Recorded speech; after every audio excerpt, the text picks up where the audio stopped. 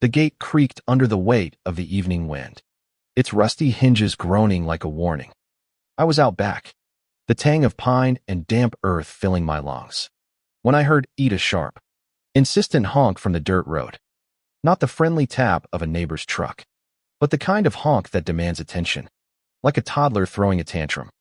I wiped the sweat from my brow, the axe in my hand heavy from splitting firewood, and squinted toward the horizon. A white SUV gleamed under the fading Texas sun, parked right at my gate. And there she was, Karen, clipboard in hand, her blonde bob bouncing as she waved like she owned the place. My place. My ranch. My 60 acres of freedom, far from the manicured lawns and petty rules of her precious HOA. She was trespassing, and I wasn't in the mood. I trudged toward the gate, boots crunching on gravel, the air thick with the buzz of cicadas and the faint smell of gasoline from my old tractor. Karen's voice hit me before I even reached her, high-pitched and dripping with that faux sweet tone that makes your skin crawl. "Excuse me, sir. We need to talk about your property," she called, her lips pursed like she'd just sucked a lemon.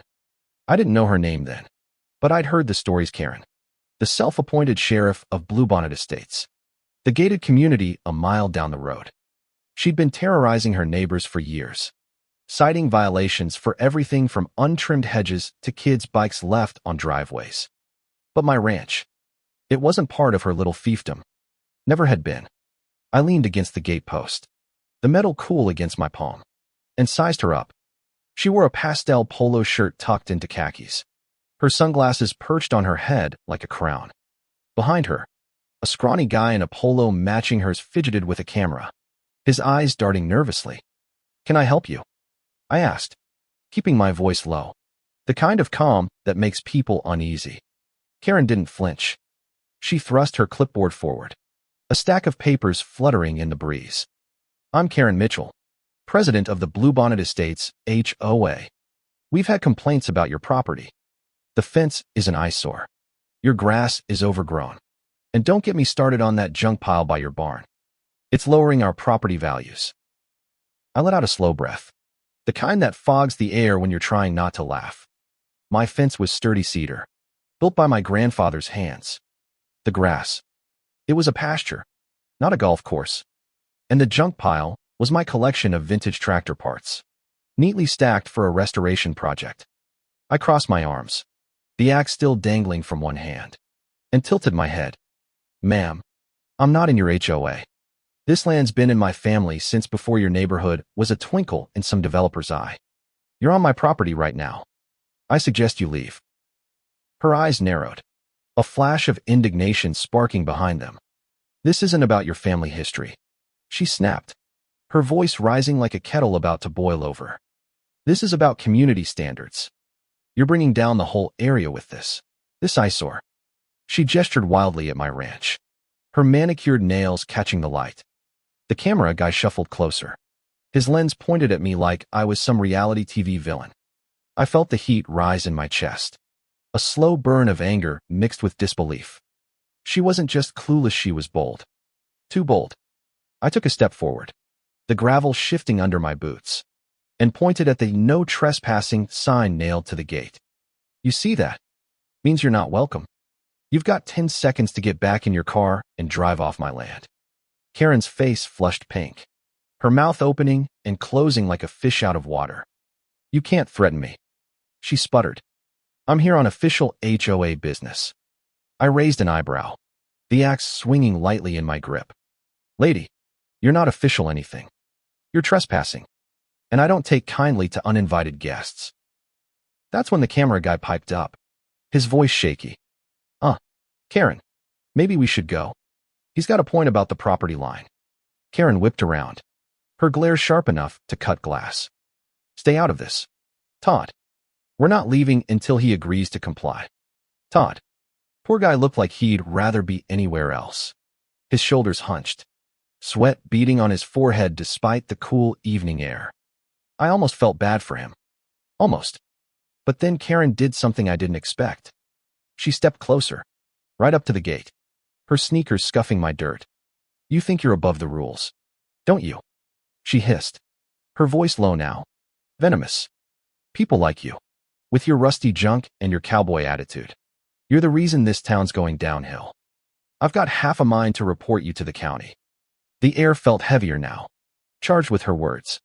The cicadas falling silent as if they knew something was about to snap.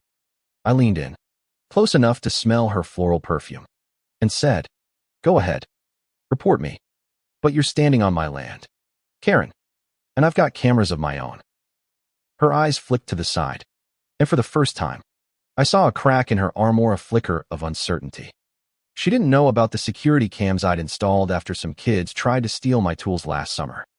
They were hidden, but they caught everything, including her little stunt right now. I straightened up, feeling the weight of the moment settle in my bones. This wasn't just about a nosy neighbor anymore. This was about drawing a line. The next morning, I woke to the sound of tires crunching gravel again. My heart sank as I peered out the window, expecting Karen's SUV.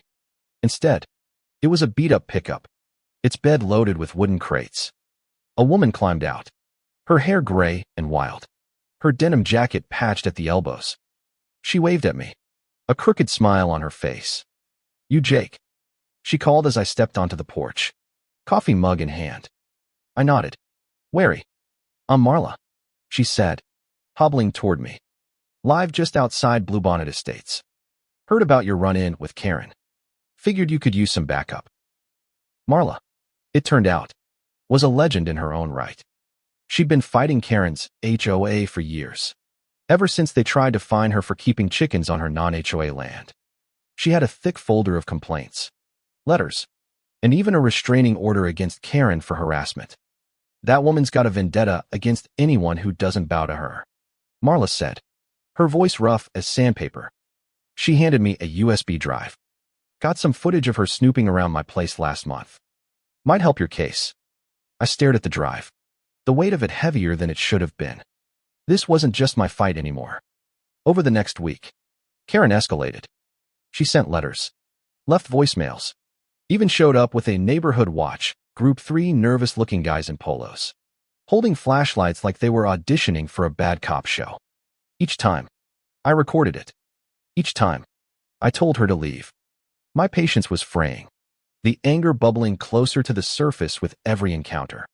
I could hear it in my own voice, the way it trembled when I told her to get off my land for the third time. The smell of dust and diesel hung in the air, a constant reminder of the life I was trying to protect. This was my home, my sanctuary, and she was trying to take it. The breaking point came on a Saturday, the sky bruised with storm clouds. I was fixing a fence post when I heard the gate rattle hard. Karen was back, this time with a tow truck and a smug grin. "Your junk pile's a public nuisance," she declared, pointing at my tractor parts. "I've got county approval to have it removed." My blood ran cold.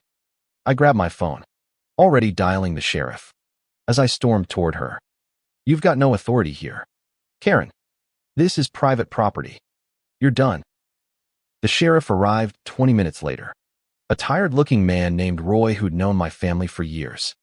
Karen's confidence crumbled as I showed him the security footage, her trespassing, her threats, her little posse. Marla's USB drive sealed the deal, showing a pattern of harassment stretching back years. Roy sighed, his boots scuffing the dirt. "Ma'am, you're in violation of multiple laws. Trespassing, harassment, and falsifying county approval. I suggest you leave. Now." Karen's face went white, her clipboard slipping from her hands. The tow truck driver, sensing the shift, climbed back into his rig and peeled out, leaving a cloud of dust in his wake. The crowd that had gathered, neighbors, some from Bluebonnet Estates, drawn by the commotion, watched in silence. Karen's empire was crumbling, and she knew it. "This isn't over," she whispered, but her voice was hollow. The fight drained out of her. It wasn't over. Not entirely. The county issued a formal warning, and Marla's evidence led to a civil suit that stripped Karen of her HOA presidency. My ranch stayed untouched, the cedar fence standing tall, the tractor parts gleaming in the sun like a badge of victory. But the real win wasn't just keeping my land. It was the fire it lit in the neighbors, the ones who'd lived under Karen's thumb for too long. They started showing up at my gate not to complain, but to talk, to share stories, to rebuild what she'd tried to tear apart. Marla was there too, her crooked smile brighter than ever. I stood on my porch that evening, the air thick with the scent of rain and the hum of crickets. The gate didn't creak anymore. I'd oiled it, and as the first drops fell, I felt Ida quiet, fierce pride. This was my home, my fight, and I'd won.